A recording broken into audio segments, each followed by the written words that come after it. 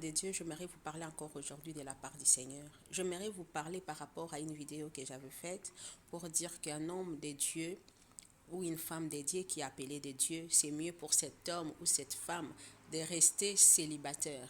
Pourquoi je l'ai dit? Parce que je crois en tout cas la mission que l'Éternel donne aux gens qu'il a appelés. C'est une mission qui n'est pas facile à porter. Et comme ce n'est pas facile à porter, il faut que la personne qui soit à côté de cette personne soit une personne effacée, soit une personne vraiment qui, au fait, qui est un serviteur de la personne ou une servante de la personne. Que ça ne soit pas seulement sa femme, mais son serviteur ou sa servante. C'est pourquoi j'aime dire, en tout cas, on ne devient pas une femme d'un pasteur ou un mari d'une pasteur, on est une femme de pasteur ou un mari d'une pasteur.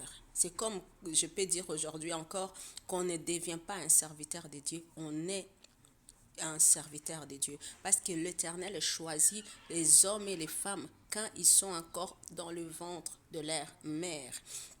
Et pour être une femme d'un serviteur de Dieu, tu ne dois pas devenir cette femme. Tu dois naître. C'est une mission d'être une femme d'un serviteur de Dieu. Ça veut dire que tu dois te ressembler à Sarah. Être comme Sarah, ce n'est pas donné aux femmes d'aujourd'hui. En tout cas, à notre époque, c'est compliqué, c'est difficile d'être une femme comme Sarah. Cette femme, c'était une femme effacée. En fait, il mettait son homme en avant, il mettait le ministère de son homme en avant toute chose. Aujourd'hui, plusieurs sont là en train de dire Sarah, c'est une femme qui n'avait pas de foi.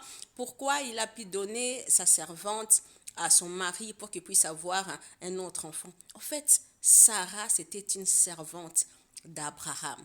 C'est pour cela, ce qui lui a poussé à donner une autre servante, la servante qui était à son service, à son mari, c'était parce qu'il croyait à la vision que l'Éternel avait donnée à son mari.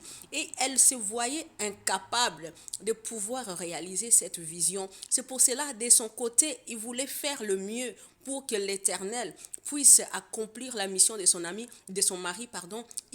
Elle a donné sa servante à son mari. Toi aujourd'hui, femme de serviteur de Dieu, tu es capable de donner ton mariage à quelqu'un d'autre comme cette femme l'a fait. Parce qu'elle s'est sacrifiée, elle a sacrifié son mariage parce que pour lui, c'était d'abord le mari. Parce qu'il avait compris la mission qu'elle avait. C'était d'accompagner cet homme à vivre la volonté de Dieu, à